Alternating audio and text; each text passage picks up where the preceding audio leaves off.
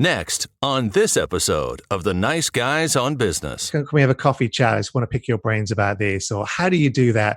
Most people who become subject matter experts, they are so laser focused, they think it's easy for everyone else. Other people are going, that's amazing. And they go, well, not to me, it's not, because it's easy. I do it all day, day in, day out. So it's recognizing your value.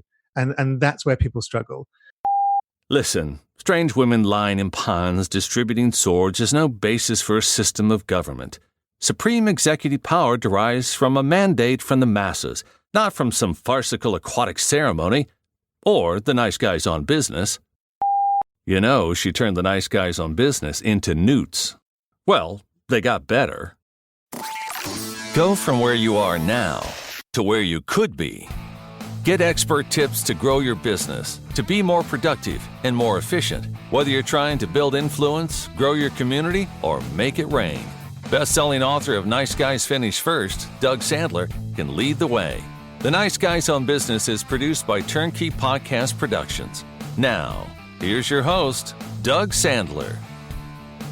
So, Nice Guy community, if you are ready to increase revenue and loyal clients, listen closely to today's episode. As our guest, Ronan Leonard, he is a specialist in creating mastermind programs. Now, before you say, I've done that and it's not for me, as I almost did before inviting Ronan onto the show, I'm like, do I really want to have a mastermind guy? Yes, we do want to listen to this because this is important shit that we're going to talk about today. Listen up.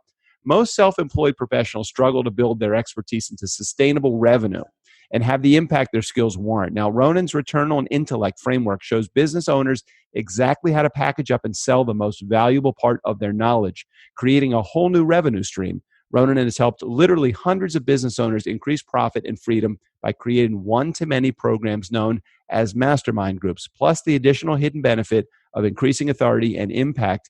And one of the things I heard on a video was that a six-figure income potential. So I'm going to hold them to that here. Ronan, welcome to the Nice Guys on Business podcast. Oh, thank you for having me, Doug. I'm looking forward to this robust debate. I'm really happy to have you here. And for me, it's not necessarily about I don't want to be confrontational. I just want to be, can you help me get my shit together? Because I have been so mastermind resistant over the last 30 years of growing my own businesses.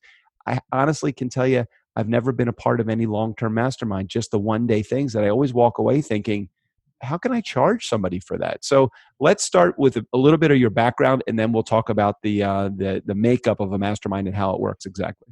Sure, happy to do that. So tell me a little bit about how you even got started in this. Was it are you a business owner turned mastermind expert, or a mastermind expert turned into a business owner? Business owner turned mastermind expert. So right. For over a decade, I ran an events company that went from one event a year to 300, scaled across Australia. And then I kind of hit the ceiling where I was looking around and going, okay, what do I want to do next? And I think it's a good question for every business owner to project yourself 5 years into the future. Do I still see myself doing this? Because if not, you want to start to exit on your terms, because business is incredibly competitive these days, and it changes quite rapidly. So all of a sudden, a lot of people are kind of stuck in what I call zombie businesses, where they make enough just to get by, but they've got a lot of pressure from competitors or price squeeze, or the market changes, right? Every single market changes. So you've got to be ahead of the curve. And around about that time, I was in my very first mastermind. And before that, I was quite, let me say, I had a fixed mindset. I never paid for any coaching. Didn't have a mentor, and I'd never been in a mastermind. Sounds like the trifecta of awesome right there. Well, the opposite of it, yes. Right, exactly. None of those. So my only sounding board was my wife going home to, and you don't know what you don't know. So my very first mastermind, I thought, wow, there's people just like me that are struggling, that haven't got it all figured out, looking to grow, want some advice that isn't just generic on the internet, a web post or a blog or a book that you've read. It's and I call it context over content. How do you go, okay, how does this apply to me? Didn't quite understand that bit or the nuances of that. So I was in this first mastermind and I thought, this is amazing, and how can I do more? And I just went down that rabbit hole. That was nearly 5 years ago. And I just immersed myself, read everything there is about masterminds, started them, tweaked them, kept on improving, and kept on increasing my knowledge, which you have to do when you become a subject matter expert. You're always learning. And that's how I got into and started Masterminds. All right, so I wanna share with our nice guy community the 5 aspects or the 5 components of the things that you get when you're in a mastermind that's successful. Number 1, you're going to add 6 figures to your revenue stream. Number 2, increase your profile. Number 3, move to thought leadership. Number 4, increase your free time, which is a big thing for everybody. And 5, leverage your ROI or leverage ROI. So I really want to talk for just a moment about the mistakes before I talk about the good things that people can get out of masterminds, because I feel like I've learned every mistake in the book when it comes to mastermind, or I have a false sense of what it is that as a leader of a mastermind is supposed to happen. So what mistakes do people usually make when they are trying to start their own mastermind or thinking about doing that as a part of their business plan? One of the things they tend to focus on, I've got all this 5-10 years experience. I'm considered, a bit of a leader in my field, thought leader, expert, whatever that is. And then they go and try and teach all of that to other people without checking with the market, what the market wants to learn, not what they want to teach. Mm-hmm. So there's a subtle difference between those two. And even people that build courses, they find that they build this course and nobody wants it. Right.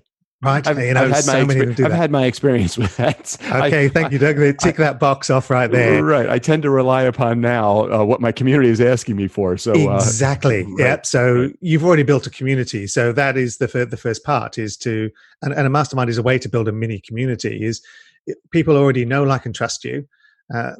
Most of those people are either cool or warm leads because they've interacted with you in some way. You're not going to Facebook trying to run ads to people that have never heard of you, which is a much harder sell. Mm-hmm. So it's that going from one to one to one to many.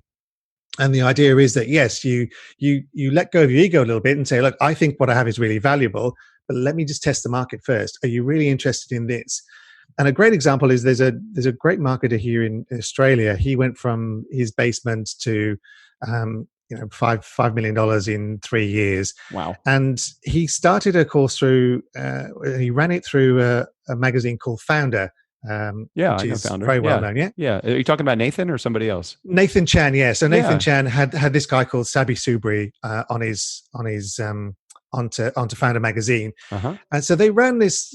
So everyone's thinking, okay, he's a digital marketer. He's gone from nowhere to this numbers. Everyone will want to know about digital marketing, right?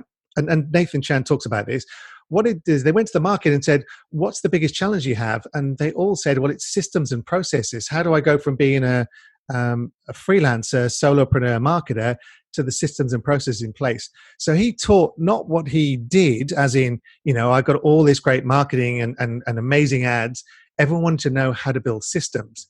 So they tested the market rather than just assuming that everyone want to know how I create my ads, how I do the retargeting.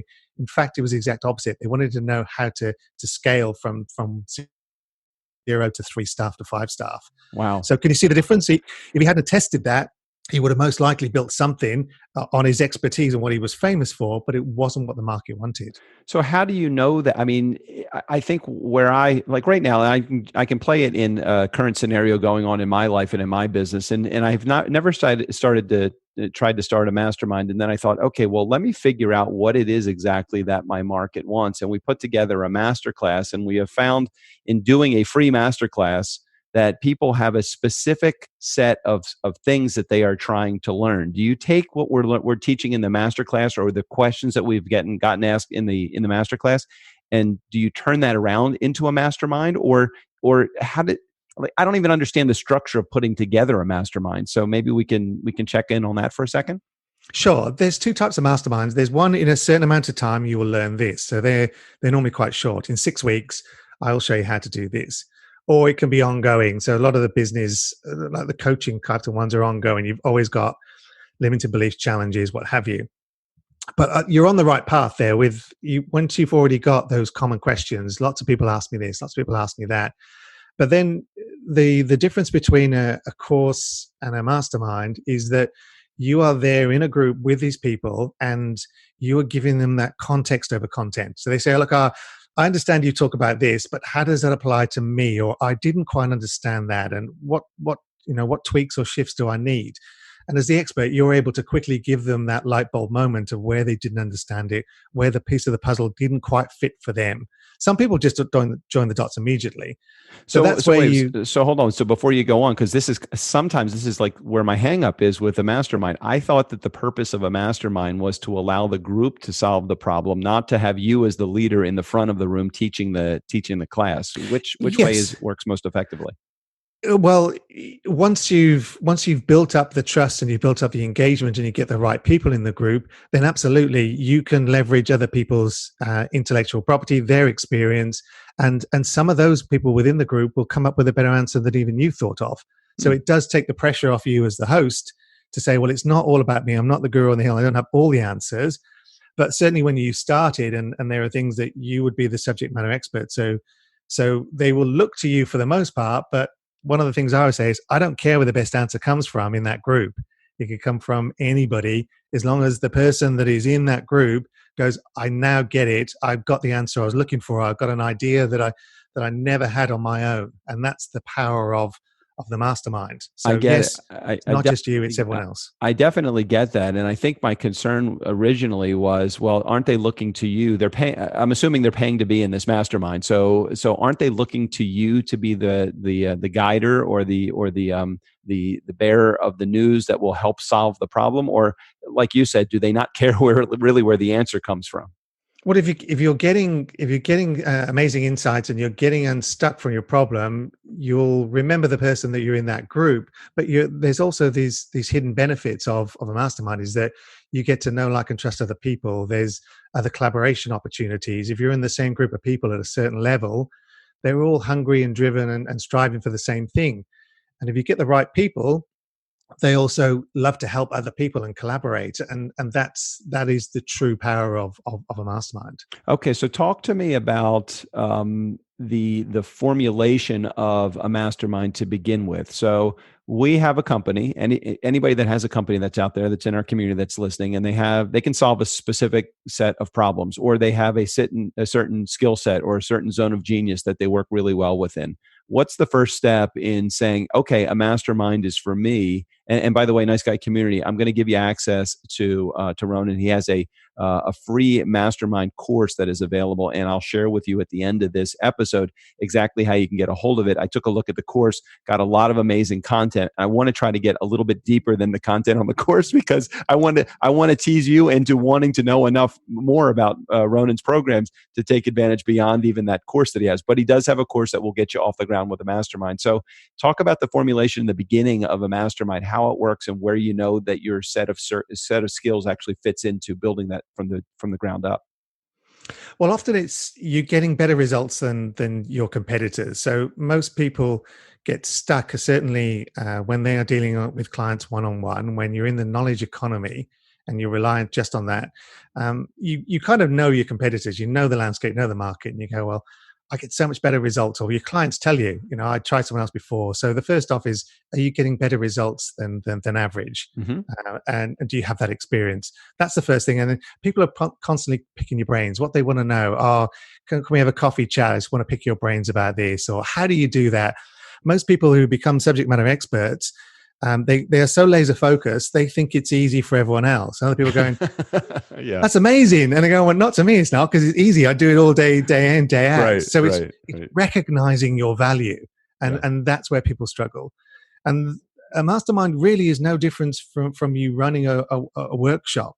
It might be a little bit more elongated, but it's the same principle, is that I have a course set of skills. I just need to expand this, and rather than doing it one-on-one. Well, it is amazing. Even some of the easy systems to us now, I mean, we've been podcasting for 5 years. We've had a production company for almost 3 years now. And looking at the stuff that we do every day, you mentioned earlier about someone that likes the systems, the whole, not the actual how-tos, but the system itself.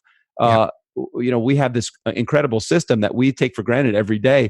And, even something as simple as using Acuity to do your automated scheduling, and takes all of the admin nightmare out of guest management for your program, which allows you more free time to do the stuff like research your guests, or try to get more social media followers, or build your community, or build your influence, if you take that out of the way. So what's so great about what you're saying is that Yeah, you hit it right on the head. I sometimes think that the stuff that comes easy to us actually should come easy to everybody. And people are looking at us. I spent an hour and a half with a new client just going over some basics of our scheduling program so he could now take advantage of using that too. Is that what you're saying?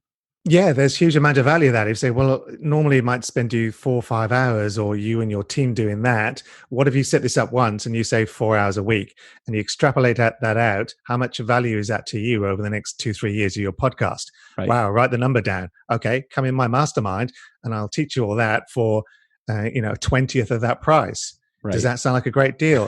Absolutely. Bingo, you're there, Doug.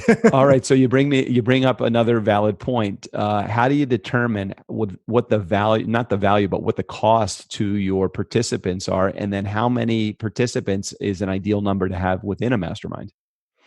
Online masterminds, you're looking around about 6 to 8. Any more than that, and it's what you said earlier, it's you're just delivering content to people because they don't get the chance to interact. So you were spot on earlier when you said that. So around about 6 to 8 people you're doing online. If you're doing one in person, you can have bigger groups because you can have them all in their sort of little round tables and work together with that structure. The downside with just having an in-person one, which is probably why you haven't seen the value, is that it almost looks like going to a seminar or workshop, is that there's no accountability. There's no follow-up afterwards. There's no, okay, I've taught you this great information in a mastermind. The following week or 2 weeks later or a month later, people check in and you hold them accountable. Okay, have you finished the work? Because we're on to the next one. So that's the part of the value in there as well. But in answer to your question about the price, once you know your kind of market and what you're charging and you know the results that people are going to get, then it's quite easy. So one of my clients, he teaches people how to do video production. Video production company, normally, once you're up and running, around about sort of $200,000 a year, you can get up to quite quickly. He charges $8,000 for that.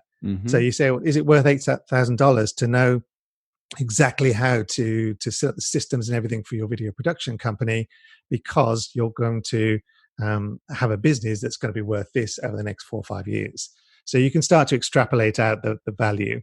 And it also does come down to your expertise and your authority. So you have to build up your authority, because what you know isn't valuable. It's actually what you teach. And Doug, you gave a great point where you said that it's taken you 3, 4, 5 years to build up those systems, that knowledge, that experience.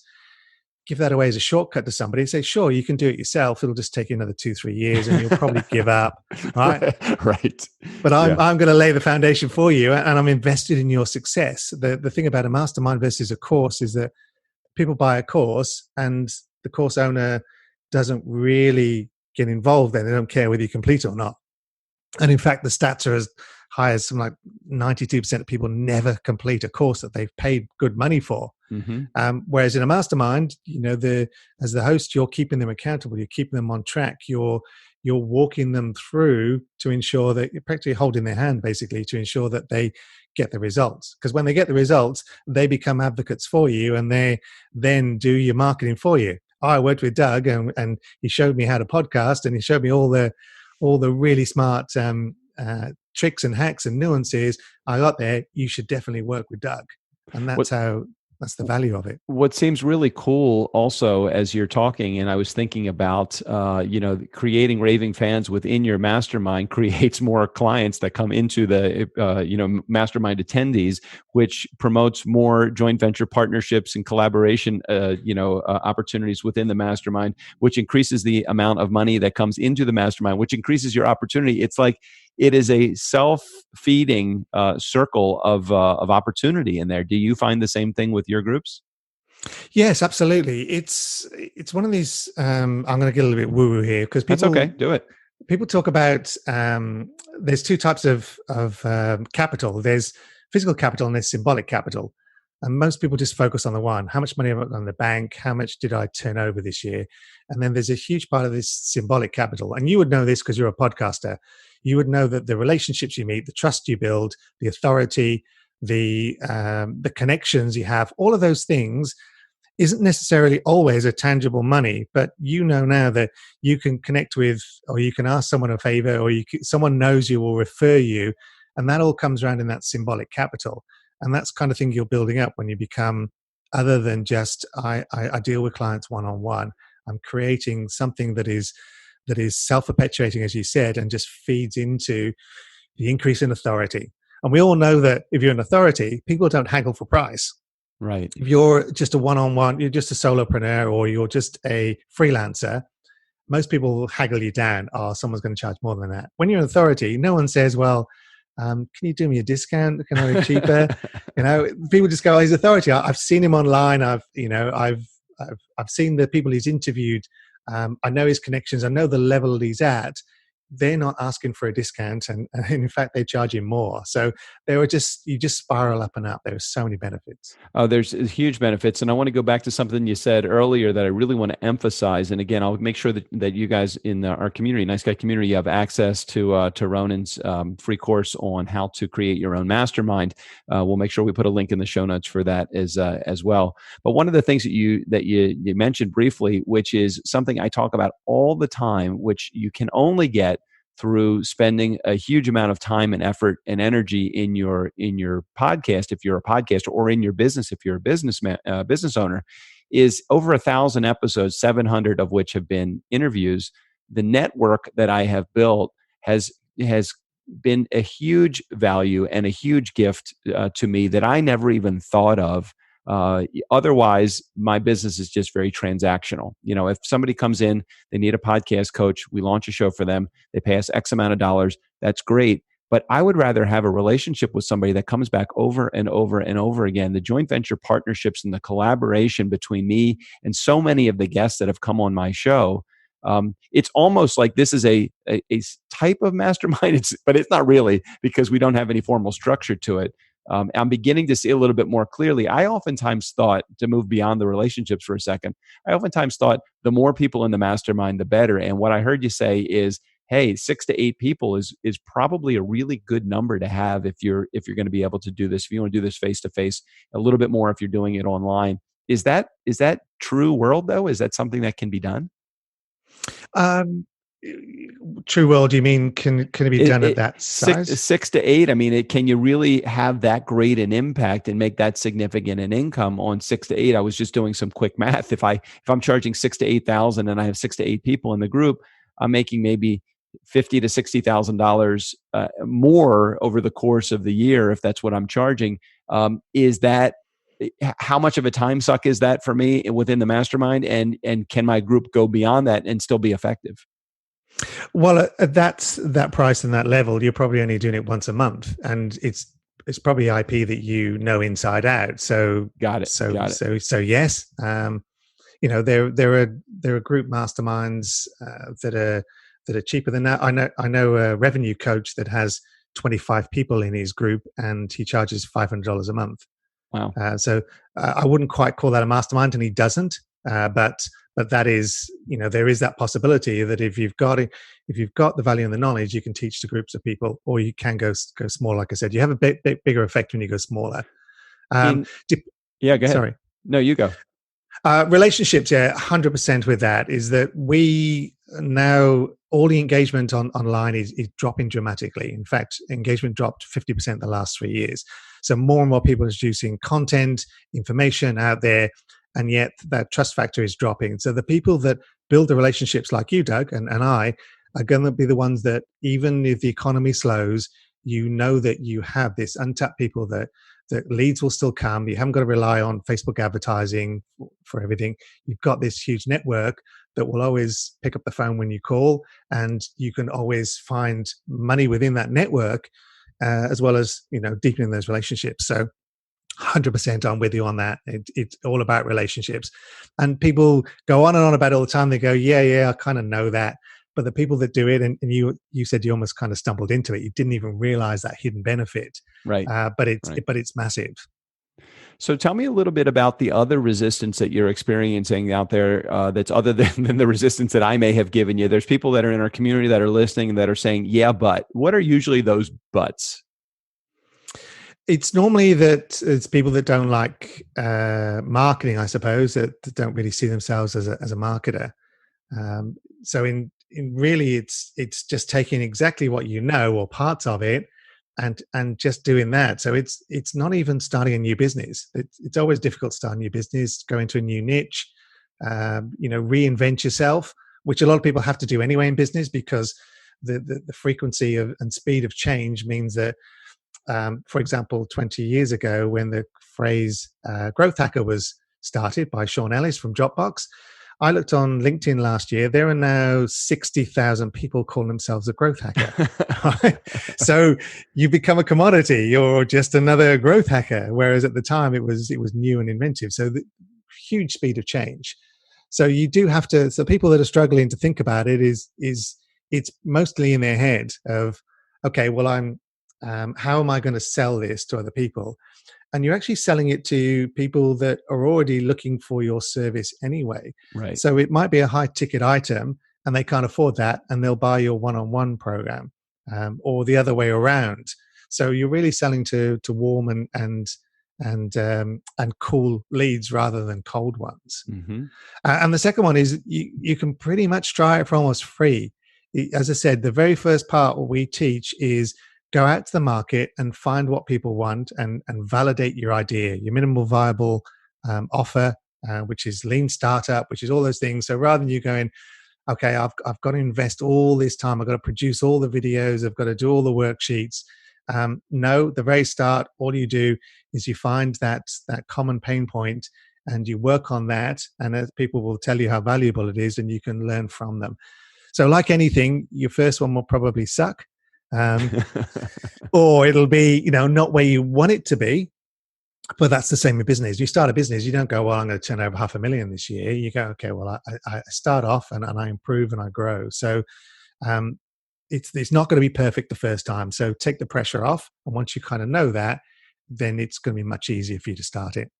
Have you ever heard of a mastermind giving a guarantee of results if it's a money, if some stuff in the health and wellness area, there is no, you can't necessarily measure the ROI on that other than just better health, but you can't give a guarantee of results. And something that is dealing with money, for example, if we are dealing with a businesses that are participating in our mastermind, have you ever heard of giving a guarantee of financial results?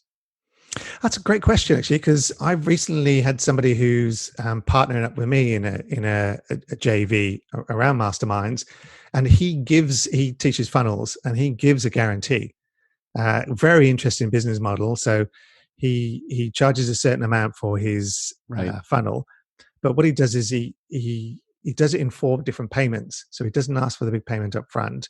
And the first thing he does is he actually generates income from their existing database, from their existing clients. Then he uses that to prove that he can get more revenue for people. And they go on to the next step, and they actually only builds the funnel after they've paid him half the money. So yes, I've seen it before. It's an interesting, innovative way.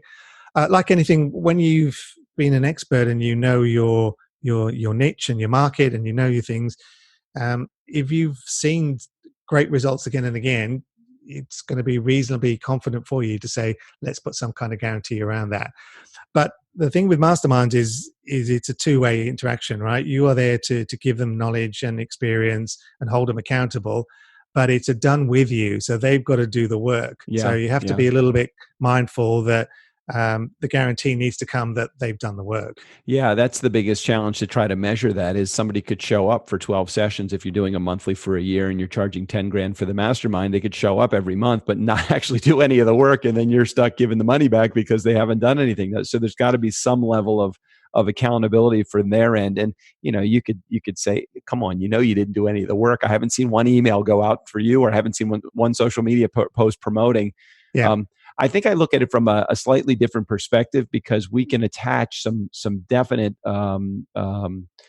financial results from podcasts just by looking at, are you bringing in advertising dollars? Have you brought in a client from the show? Have you developed any joint venture partnerships? Do you have any affiliate relationships that you've started? So it's almost like we could look at it and say, although they have a business in the mastermind of a podcast, in the podcast mastermind, we feel like, wow, how cool would this be to be able to guarantee the results? Because we know that most podcasts right out of the gate are not making any money. And many of them spend a year or 2 years struggling with the idea of making money, and still struggle with the idea until they either say, I'm quitting because I'm not making any money, or they decide, I got to get serious about this and either join a mastermind or get a coach. So it's almost like we feel like we could put on a guarantee, but it's always a fearful thing. At the end of the year, you don't want to be refunding. If you're making $100,000 from the mastermind, I don't want to refund $100,000 if nobody has seen any success.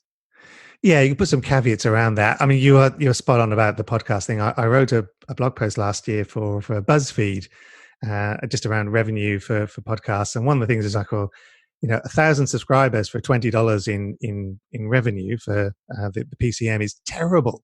I mean, if you looked at a business model and said, okay, well, I'm going to produce all these shows. Hopefully I get to 1,000 people listening to it and I make $20 a week for that. The idea is that you're talking about just the advertising aspect of it. Yes. Yeah. I always tell everybody, just throw all the industry standards out the window. I mean, we'll charge anywhere from $500 to $1,500 to advertise on our show. And if you were to look at our numbers, we would probably be worth more than, around $75 to $125 per episode if we were going by industry standards. And for me, to have a few thousand listeners, I could pack a good size auditorium with 2,000 to 3,000 people every week that listen 3 times a week to our show. I'm not Tim Ferriss, and I'm not any of the big names, even the Anchorman guy, Ron Burgundy. It's like I'm never going to have millions of listeners. I don't even know that it's not that I don't want millions of listeners, but that's just has never been my goal. I don't really market my show. But after 1,000 episodes, somebody looks at Apple Podcasts and they're like, oh, he's got 300 and some odd reviews, and he's got most of them 5-star, and he's got a ton of guests on his show, and he's got, geez, that's somebody I probably want to tune into. And if I went by industry standards, we would be broke. So I don't look at it at all that way. But you are right. There is a way to measure that, and even that little tidbit of information alone is enough to say to somebody, would you like to just throw out all industry standards and make money through podcasting by listening to the way that we do it? And you can make thousands of dollars as opposed to hundreds of dollars or even just $10, building your podcast. Yeah. And what you're doing is you're expanding their knowledge. You're giving them probably 7, 8, 10 different ways to monetize their podcast outside of focusing on that $20 per 1,000 subscribers. Right. I interviewed a guy last year, Joe Freer from Evergreen Profit, I think it was. And I know Joe very well. Between him and Matt, they make $1 million through affiliates through their podcast. Yep, the affiliate relationships. Joe and Matt of Evergreen do an amazing job. We actually had them on one of our coaching calls, and yes, $1.8 million I think was their number in 2017 or 2018, and it was like, whoa, I didn't even know that money kind of existed. So he changed my entire attitude to affiliate relationships, and that is definitely not for 2020, but that is one of our goals to start putting those types of plans in place. And we've actually joint ventured with them to share their program with many of our clients because we think that is an essential component to building a successful show. And I don't know enough about it to be an expert, but I know the experts in it, so why not connect with them? Yeah, and that ties into a mastermind. When you've got those thought leaders and those people in that space, as you said, you didn't know that was possible until you just spoke to someone that opened your mind, right? That is the true power of getting those hungry, driven people all in one space and going, what's possible? Oh, I didn't know that was possible. Yeah, well, it is. You might not get there immediately. It might take a year or two, but just giving people that expansion of knowledge and belief and ideas is an incredibly powerful thing. Great message, Ronan. So very much appreciated. Why don't you share a little bit about the course that you have, the Create Your Mastermind free program, and we'll make sure that we attach a link in the show notes for that program. Sure. Well, several of the little ideas in there are really just a way to ensure that you are able to come across as an authority, because people buy from authority. So they want to know that your ideas are valid, that you're on their wavelength, that you're talking a language that they probably haven't heard before, and you're really inside their head as, hey, I'm the person you need to speak to. In fact, I call it like being the niche rock star. You want to be the rock star in that space. Not in the world. You don't need to be, as you said, the Tim Ferriss.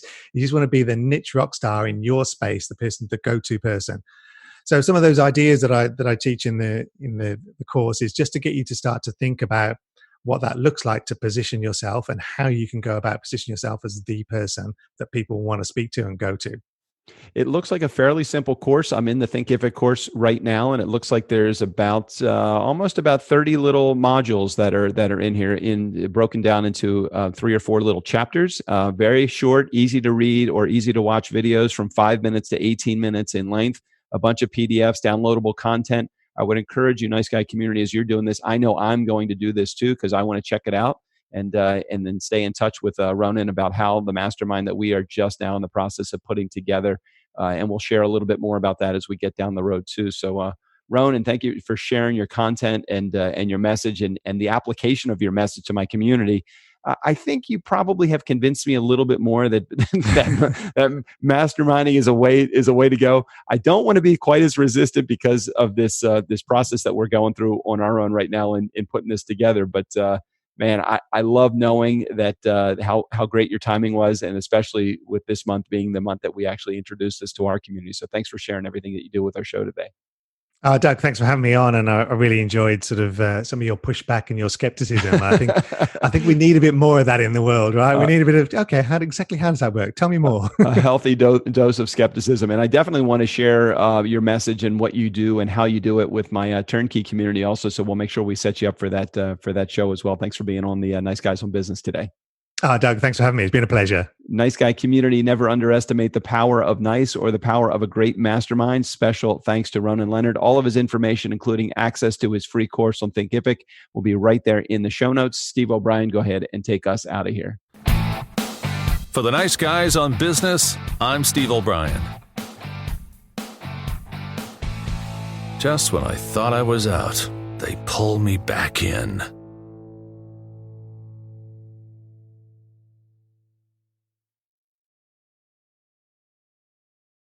Oh, I see. Running away, eh? You yellow bastards. Come back here and take what's coming to you. I'll bite your legs off.